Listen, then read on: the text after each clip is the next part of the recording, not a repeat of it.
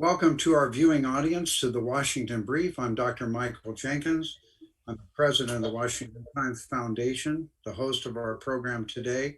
We're honored to present to you distinguished speakers and panelists that will analyze the situation of North Korea in regards to the 6 parties that are there in Northeast Asia. The title of our program today is Northeast Asia, Alternative Futures on a Rising China.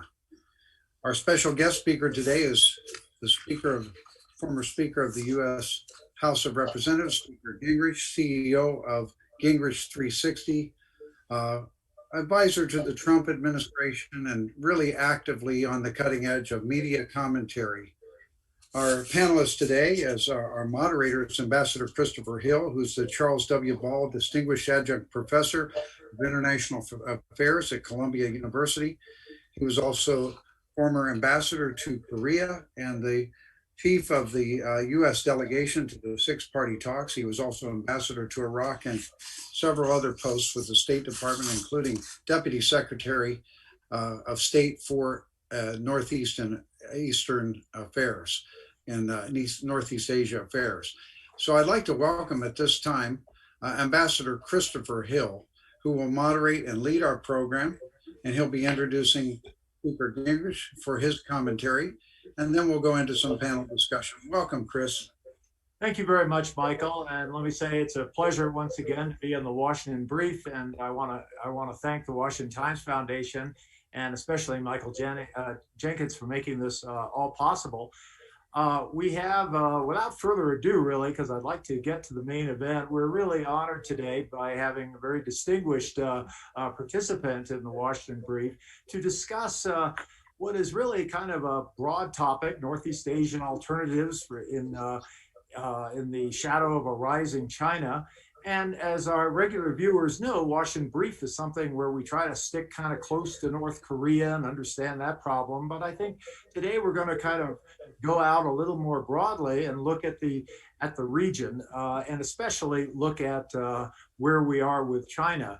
So I'm going to turn it over to Speaker Gingrich with the following question. Speaker Gingrich, as I think all of you know, is a rather distinguished historian, having written 24 books and continuing to write. He may be writing right now as we're talking, but so he knows well the famous Winston Churchill quote made in 1939 about Russia, in which Churchill described Russia as a riddle wrapped in a mystery inside an enigma. So why don't we start by asking Speaker Gingrich, here we are in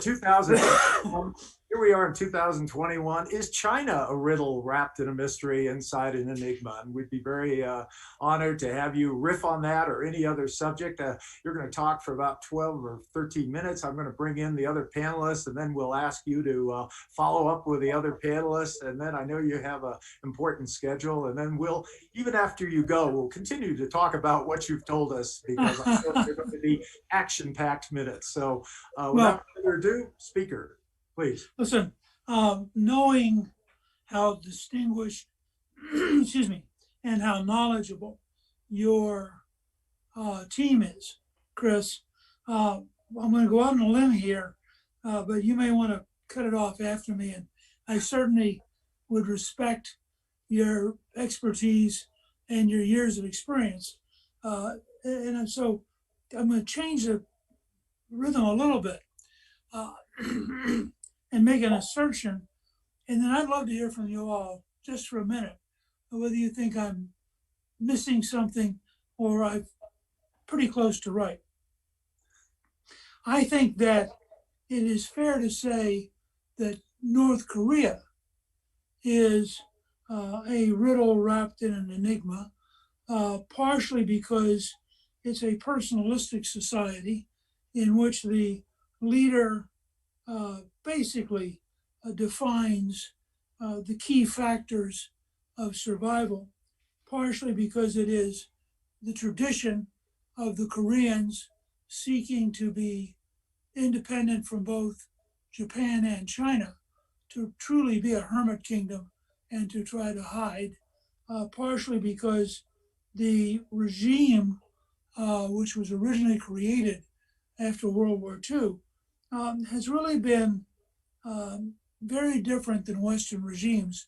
And I think we tend to underestimate how truly different they are in combining features of almost a theocracy with a personal uh, kingdom with uh, things that were brought in largely from Moscow right after the war in terms of how you organize bureaucratic structures. So I actually think that in terms of interpreting what a government's likely to do, that North Korea is much more inscrutable than China.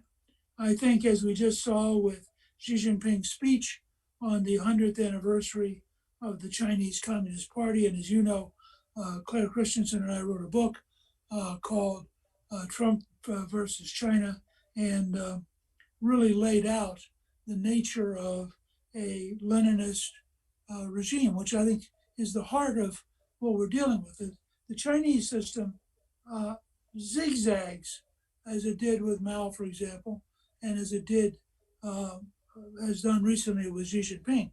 But it zigzags within a very Marxist Leninist system.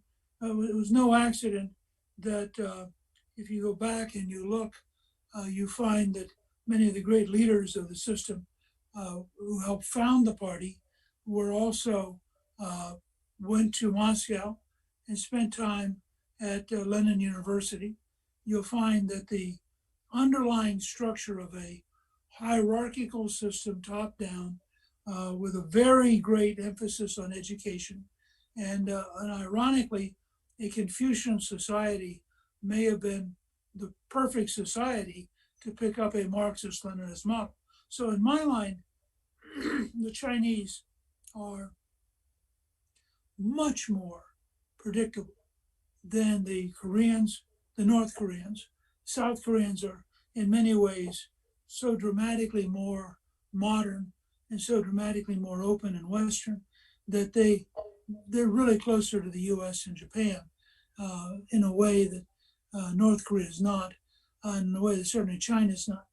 I think because I believe that this is a Leninist dictatorship, I think you have to look at long-term trends.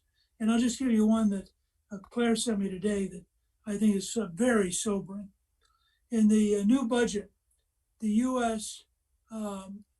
Retires 15 warships while bringing in planning for 2 surface and 2 submarines. So retire 15, build 4. In 2010, the U.S. had 68 more ships in their Navy than the Chinese. This year, we have 63 fewer ships than the Chinese. That means that there was a swing in 11 years, a swing of 131 ships. So I think what you have is this sense, which you saw in the 100th anniversary, of a sense of dominance, which I believe the Chinese intend to live out. I take them very seriously. And I think we don't yet appreciate that the North Korean options may be much more limited by what the Chinese will tolerate than we would have guessed, say, 10 years ago. And so I think the great question now is whether or not the U.S. can get its own act together, and whether or not, because if the U.S. can't get its act together, no plausible coalition of Japan, Taiwan, South Korea, Vietnam, Philippines, even India, no plausible coalition is going to contain China if the U.S. continues to decay. So that's sort of a sweeping answer, Chris. I don't know. Yeah, I hope it was responsive to what you were asking. Well, let me just ask you very briefly, and then we'll go to the other panelists. I mean, do you think there's any scope for finding any patterns of cooperation with China? Is it enmity across the board? Are there certain areas where we can work with them? do those areas mean something in terms of their capacity to scale up and we can work in other ways? Or are we in for a pretty tough century, as I think your introductory comments suggest? Well, look, I think if we make a decision that we are prepared to have a hegemonic China, at least in terms of East Asia, and that we're prepared to respect them, listen to them, tolerate the South China Sea project, tolerate their reacquisition of Taiwan. I mean, if we're prepared to accommodate them, we can have a relatively peaceful period, but it'll be a period of enormous growing Chinese strength. Yeah. And if you watch them dealing with Australia, for example, I mean, these folks, the Chinese are not going to be pleasant. The Chinese really represent the kind of aggressiveness we saw with Wilhelmine Germany between about 1875 and World War I. And I think every indication we get today is that the Chinese are quite happy if you do what they want. But the level of dishonesty, for example, on COVID is just breathtaking. Total, clear. They know they're lying. They know they're lying, and they don't care. Yeah. So I think that it's hard for me. It's easy for me to see how, if we rebuilt our strength, we could have a contentious but survivable relationship. I worry a great deal that if we weaken, that it gets, the weaker we are, the harder China will be to manage. Let me ask Dr. Mansourov, who spent a great deal of his life dealing with North Korea, and I think would agree that when it comes to the inscrutable Olympics, North Korea is a perennial gold medal winner. Sorry, with the Olympics time of year. Alex, I wonder if you could maybe make some comments about Chairman Gingrich's his own views on this, and then my own little sub question about, is there anything we can do with the Chinese on North Korea? So over to you. Okay, thank you, Ambassador, and welcome everybody. Welcome, Mr. Speaker, and welcome, Ambassador DeTrani. It's my great pleasure to return to the Washington brief. This is a fantastic program, so I'm honored to be part of it. Thank you, Chairman Jenkins, for extending the invitation again. Now, as much as I respect Speaker Gingrich for everything he's done for this great country, I have to disagree. I mean, I have to start my brief remarks with disagreeing with you, sir, when you said that North Korea is probably much more inscrutable than China. To me, China is so complex. It's so enormous and huge that it's really hard to kind of get a grip on it. Whereas North Korea, if you study it long enough, if you apply enough resources, which this government has never done consistently, then really there is not much to learn there. And strategically, we understand what they're doing, we understand their intentions. Tactically, occasionally, they might surprise us. This one man might surprise us, but it's a very simplistic society, very simple political system, and not that hard really to predict their behavior. So that's one. When you said that North Koreans are so much more difficult to predict than the Chinese, I maybe because of my lack of knowledge and understanding of China, but I believe that China really, as Ambassador Hill said, it's a riddle wrapped in a mystery, and it's like a huge enigma. Now, I do believe that this spectacular rise of China actually increases North Korean options, not limits them, because now they can basically ignore whatever the United States and its allies are telling them, because, you know, they're well plugged into the second largest economy in the world, you know, the country which is about to become a regional hegemon in their neighborhood, and pretty much they can turn their back to what people in Washington think about them or want them to do. Now, I agree with you that it's important to look at the long-term trends to understand what's going on. And in my humble account, you know, when I look at North Korea, I basically see a hungry, angry, and scared mouse stuck in a cage. And, you know, we're trying to get rid of it by different means. You know, President Clinton spread some crumbs, you know, outside that cage, hoping that the mouse will come out. The crumbs were poisoned. The hope was that it will basically, you know, die from poison. Didn't work out, you know, with the agreed framework. Then President Bush came along with a big bat. I mean, he began to bang against that cage, you know, hoping that the mouse will die from a heart attack. Again, it didn't work out. So then President Trump showed up, and no, President Obama basically ignored the mouse, taking it for what it was.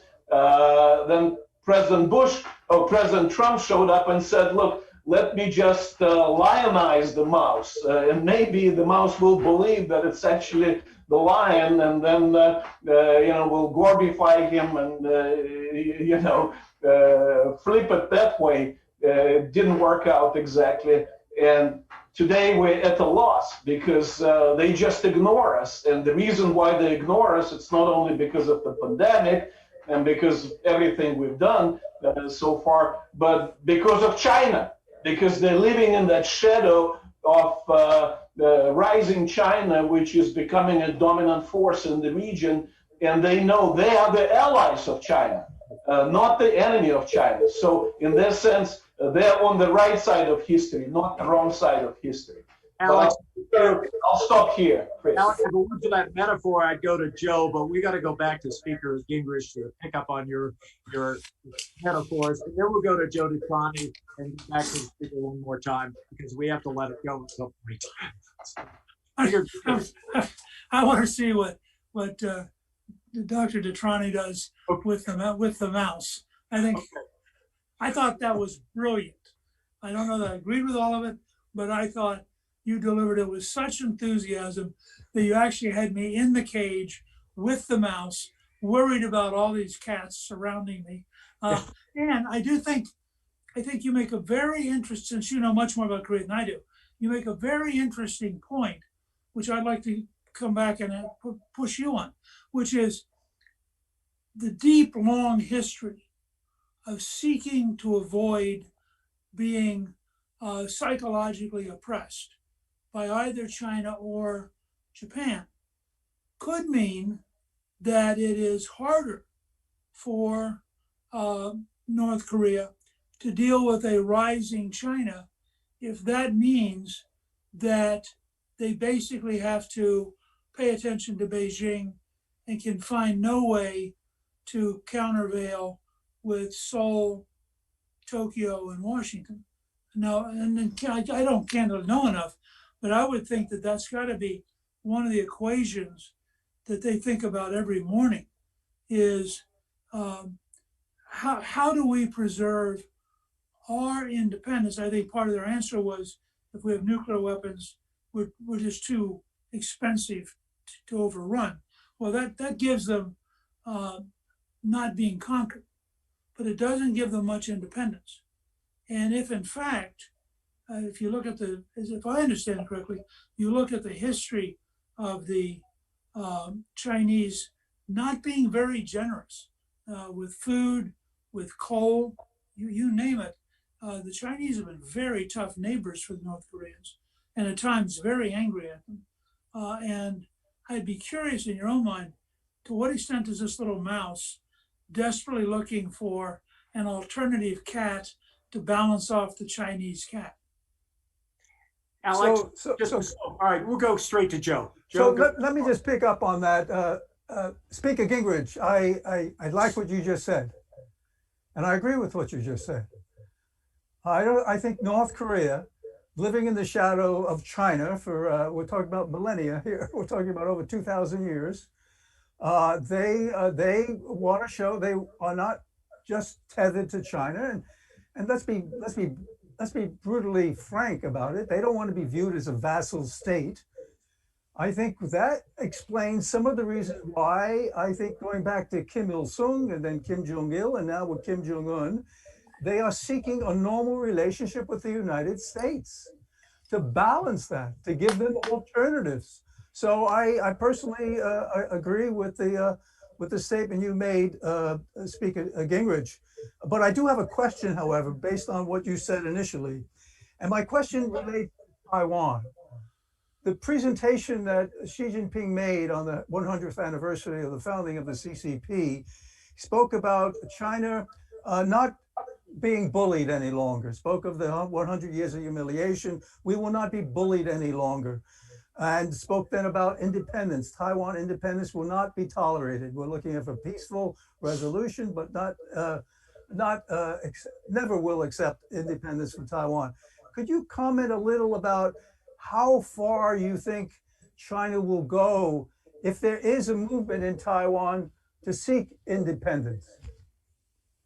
I think the most dangerous single place on the planet is the Taiwan Straits. Mm-hmm.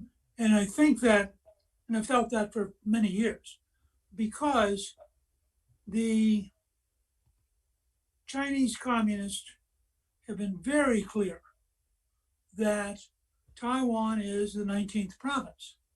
It's not an independent country, period. Will never be an independent country, and they will go to war at any point that the Taiwanese are foolish enough to proclaim that they're independent.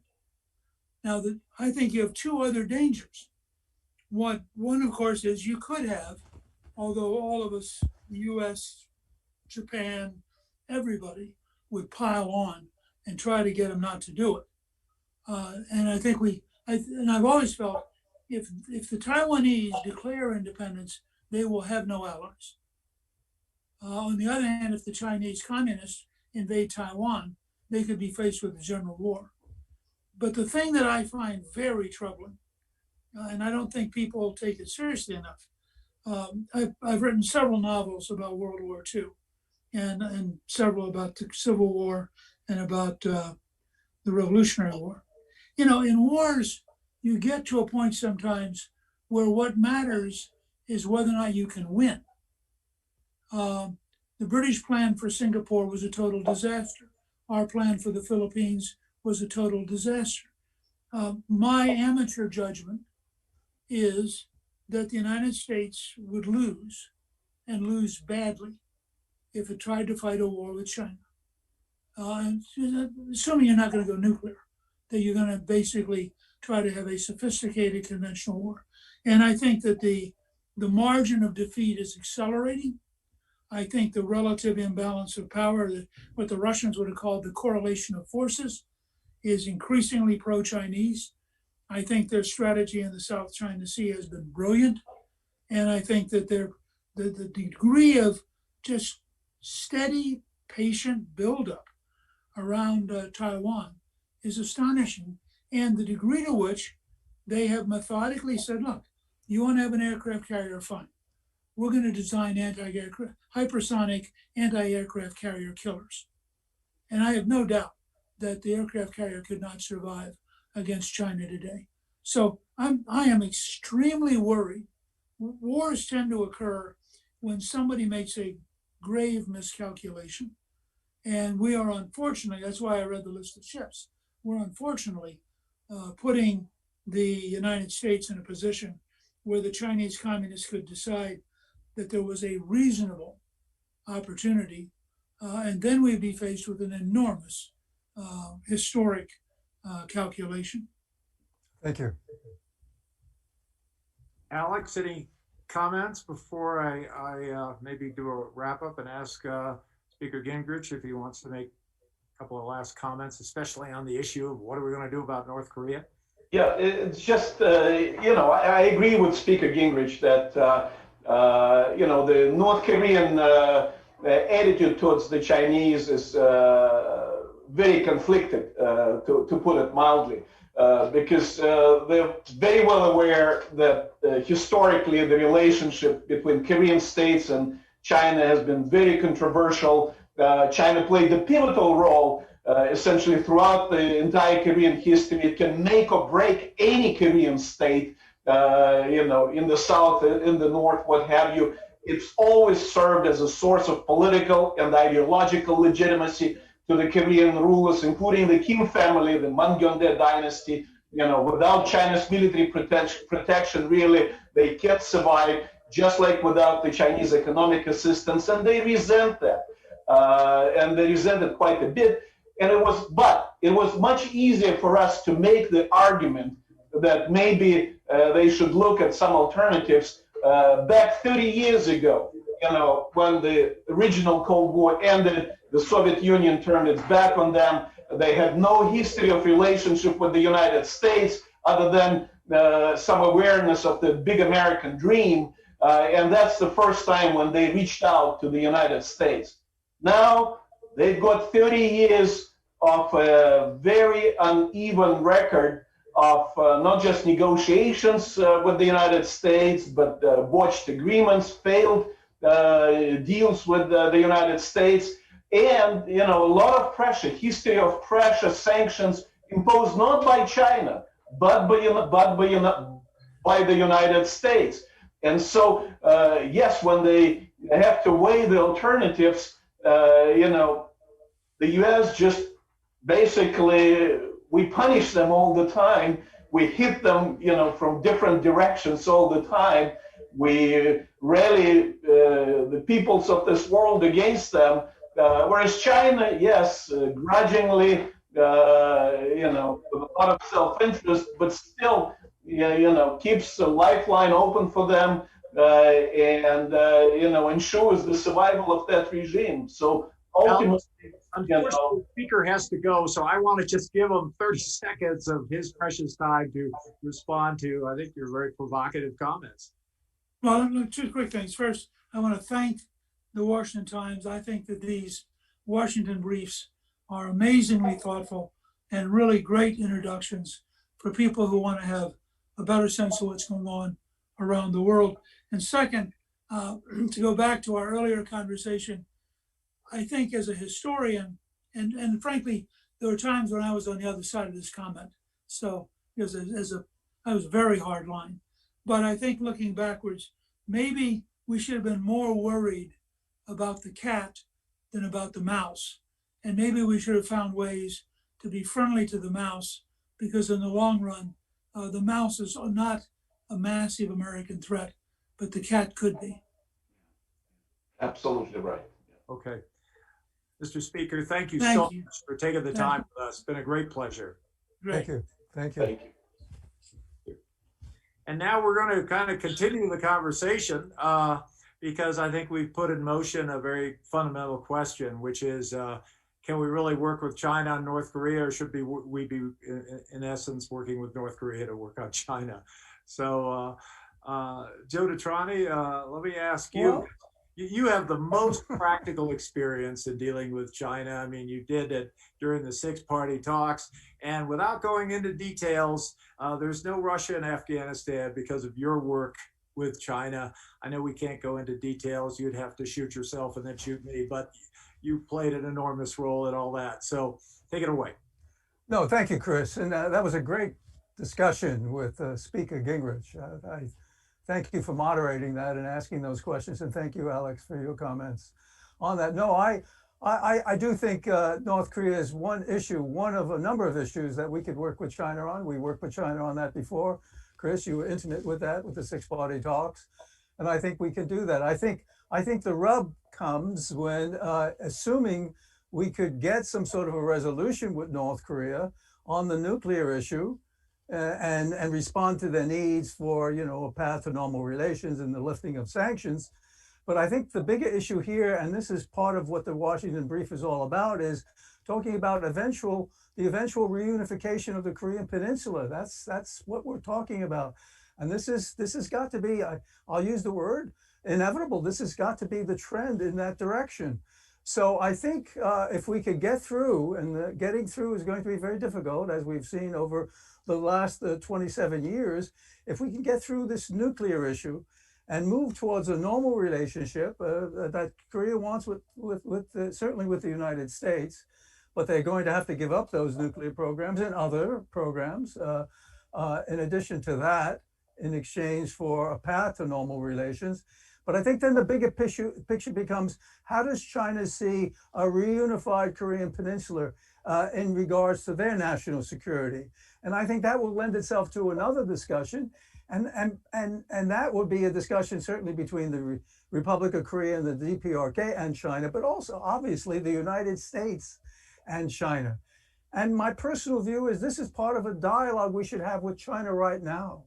Yeah. As we talk about China doing more to bring North Korea to the table, and we saw Liu Xiaoming just reach out to Ambassador Sun Kim yesterday and talked about China's interest in working together and to try to get some momentum going. The two envoys to the North Korean issue, Liu Xiaoming and Sun Kim, actually had a conversation, and Right. I think the Chinese government issued a statement after the Yes, conversation. they did, Chris. Exactly right. Exactly. And I think that statement puts a little more pressure on the U.S., basically saying, the U.S., you've got to be a little more. And I think the Biden administration has been forthcoming with not only naming Ambassador Sun Kim, but also saying we've reached out, we continue to reach out to North Korea and tell them, let's talk about it. Everything's on the table. We're prepared to be creative and flexible. So the ball is in that court. But I think as Ambassador Sun Kim, but also our Secretary of State and others engage with the Chinese on this, we should be not only talking about obviously resolving the nuclear issue,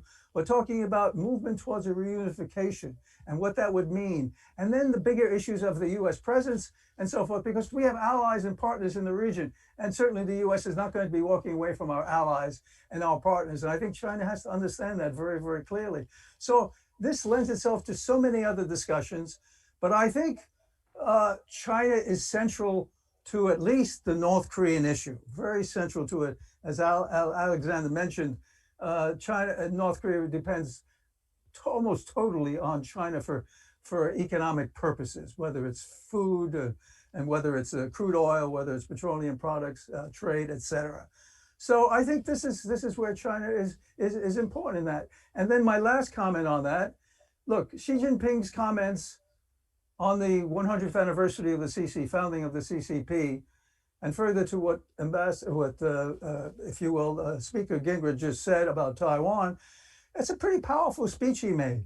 It's not only about the rejuvenation of China and doing away with extreme poverty and not being bullied any longer and so forth. It's talking about a China that is very self-confident and that is moving in a very assertive way regionally. And I think that there are some negatives with that, and I think that has to be modulated by Xi Jinping as he moves forward.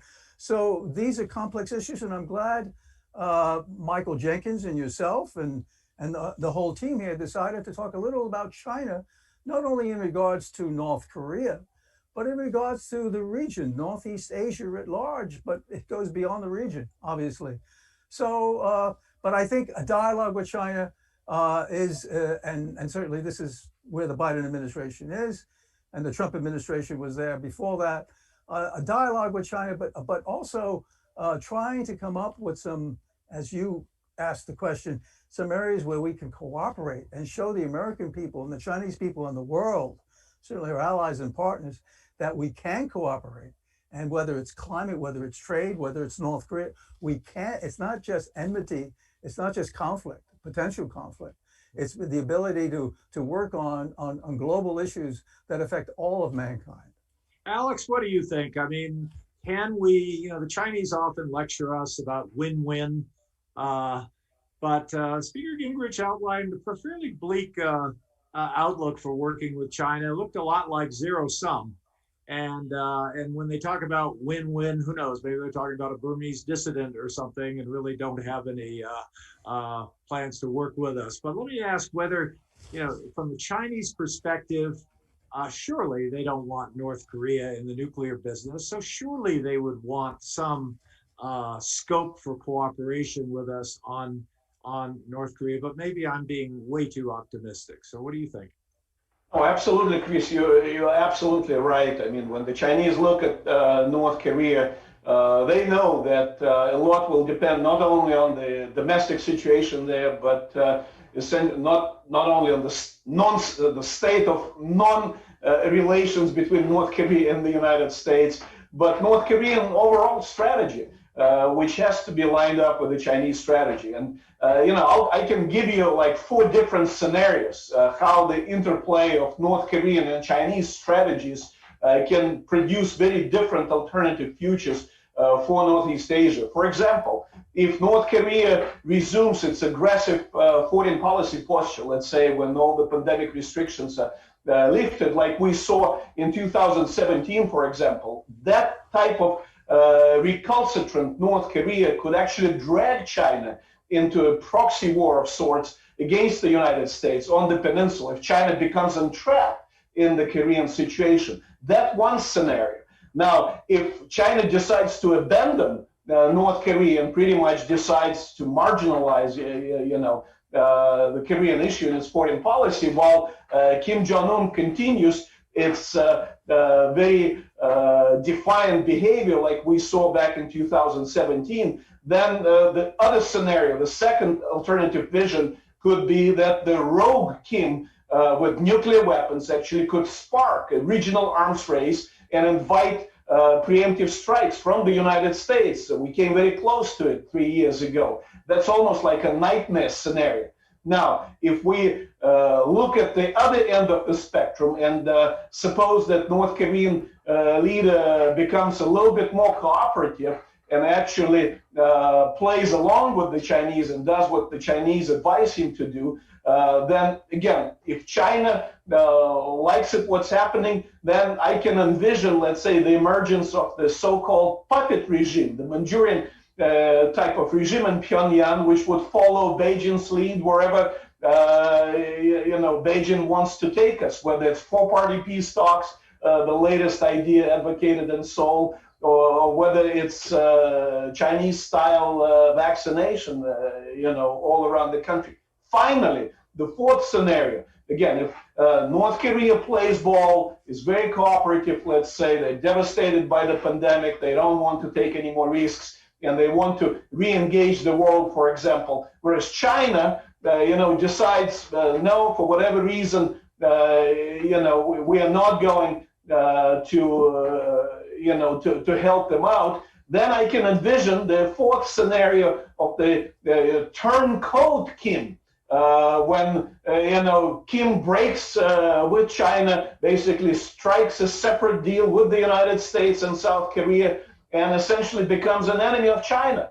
It's if we are able to flip North Korea in a way like we did Ukraine or Vietnam, that would be the type of alternative future which I can think of if, again, Kim decides to cooperate with us, whereas China looks the other way.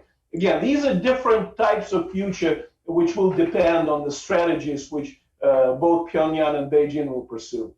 Let me go back to Joe, and Joe, putting on your China hat, we have a question, incoming question. Xi Jinping is now 68. By the way, I have a vested interest in the notion that that's not too old, but nonetheless, he may be combining that age with the concept of China's destiny, whether it's Taiwan or whether it's North Korea. How do you think Xi Jinping might kind of put himself into an extra hurry to try to address some of these issues in his in this important year of being 68 years old? Yeah, that's a very good question.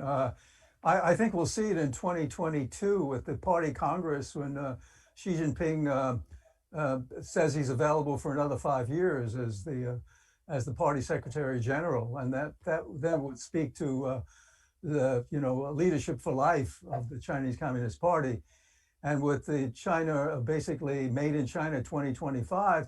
I think Xi Jinping has put a number of markers down with the Belt and Road Initiative, Asia Infrastructure Investment Bank.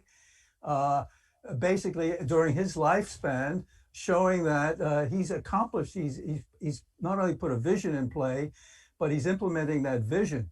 And with also some of the comments made about not being bullied again, and making it very clear that in his speech that China will continue to work on military modernization, in quotes. I mean, they're going to be putting a lot of money into military, into a military capability that's going to be preeminent. So yes, I think Xi Jinping is in a rush to do that. Now you asked about, and I think we saw that with Hong Kong, with the national security law. I think Xi Jinping wasn't going to be waiting into 2047. He's not going to be it, but 2047, after basic law is over, and the autonomy that was promised to Hong Kong, he just decided, I'm going to just change this equation, and we're going to do it now. And Hong Kong is going to be responsive to Beijing with the national security law.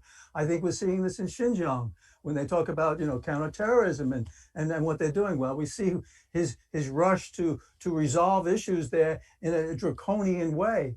So yes, I think he's in a rush. When it comes to Taiwan, however, I think that's one area he has to be extremely careful about. As the speaker said a few minutes ago, that's a flashpoint. We have the Taiwan Relations Act. We have a lot of other pieces there. I think he also has to be very cautious about the South China Sea, where these are international waters, with the,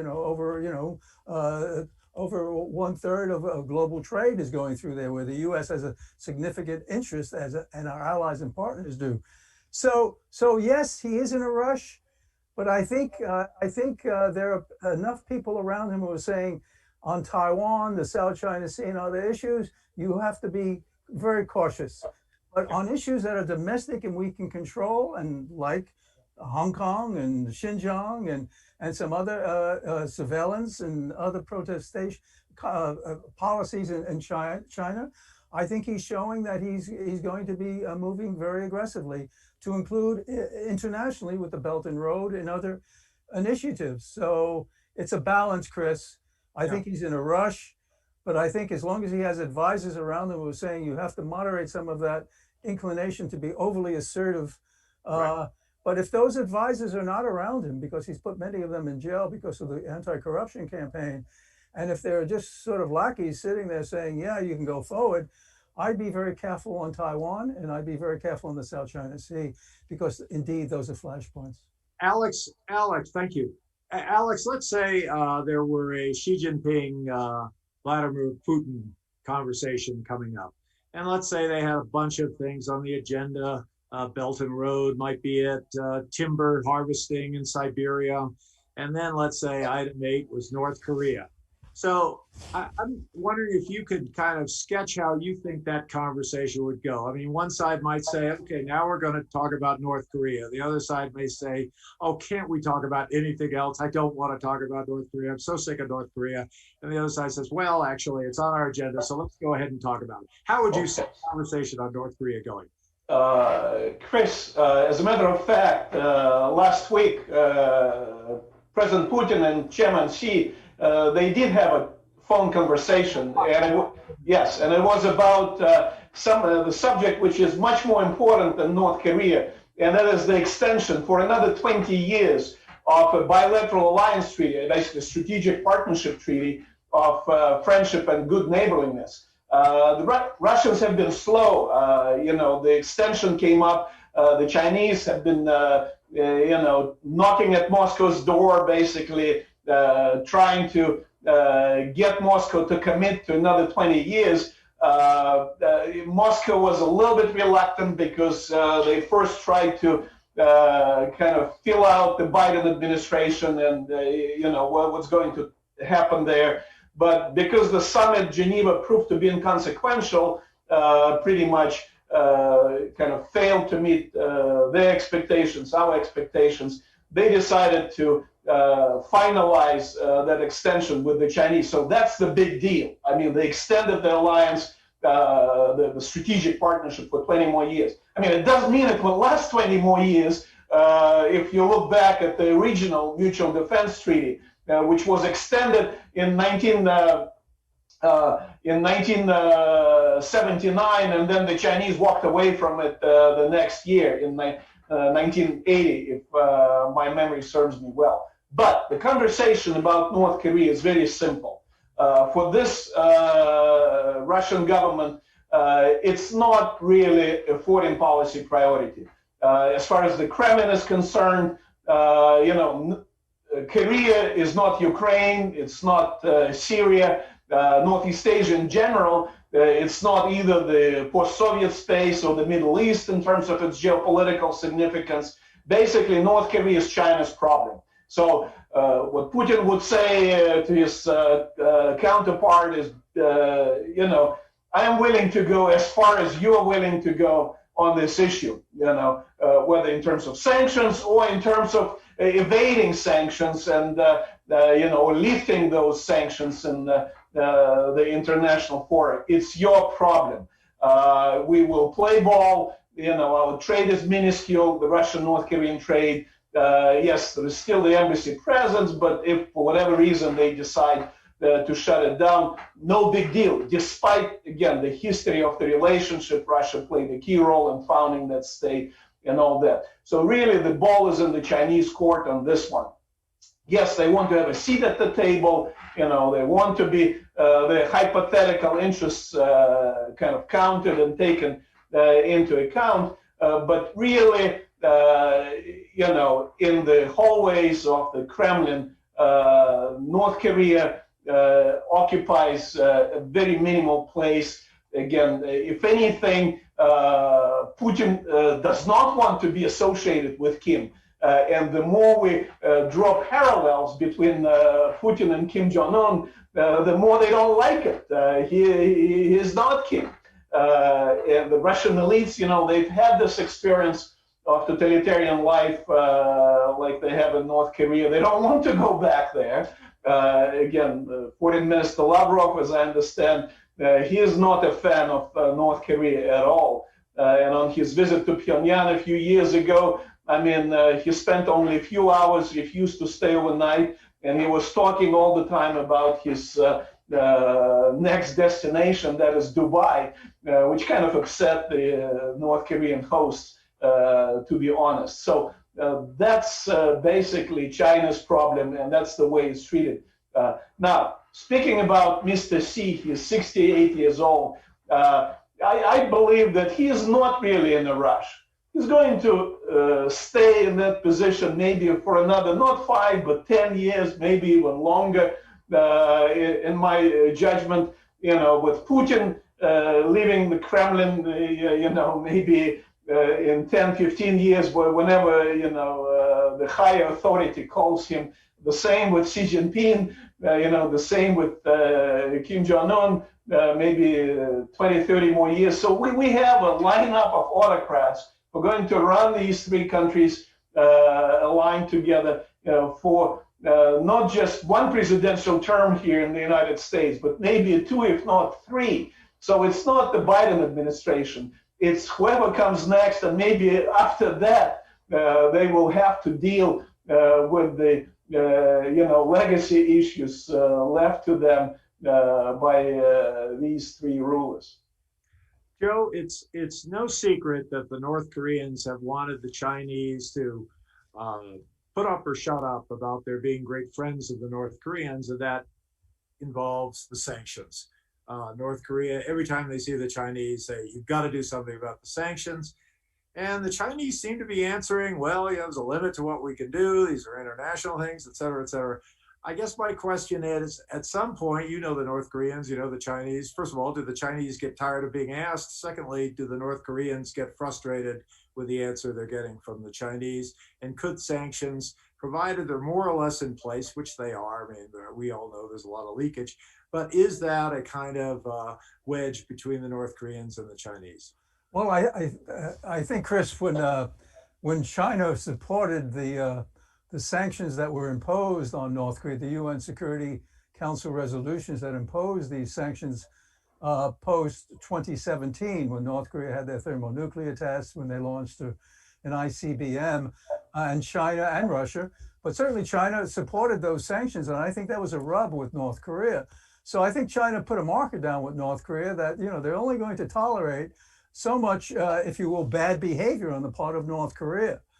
But I think when North Korea then came back into the fold, if you will, with his meetings with the former President Donald Trump, and now with what we see with North Korea refraining from an ICBM launch or a nuclear test, I think China is of the view that not only should the U.S. be responsive and supportive of lifting some of these sanctions, but you use the word leakage, that China is probably prepared now not to enforce those sanctions, implement those sanctions as they did in the past, and thus basically it's sort of a lifeline, if you will, to North Korea, because the sanctions are biting. So I think it's a question of North Korea's behavior, and I think China, in their own discussions with North Korea, is telling North Korea, look, there are certain red lines we expect you to adhere to. We don't want to see conflict on the Korean Peninsula. We don't want to see an accidental war that involves the United States. So you have to, don't repeat what you did in 2017, because if you do, we're going to be very supportive of the UN Security Council resolutions, and you will not get the support that you think you should be getting with the Peace and Friendship Treaty we have, where we probably would not come to your defense if you incite a conflict. But if indeed it's imposed on you, we're there for you. Yeah. That means you have to behave in a certain way.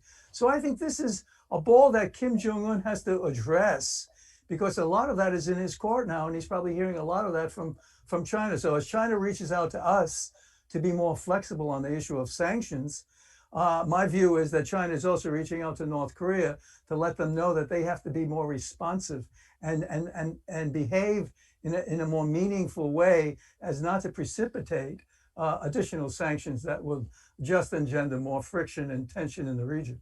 Right, right.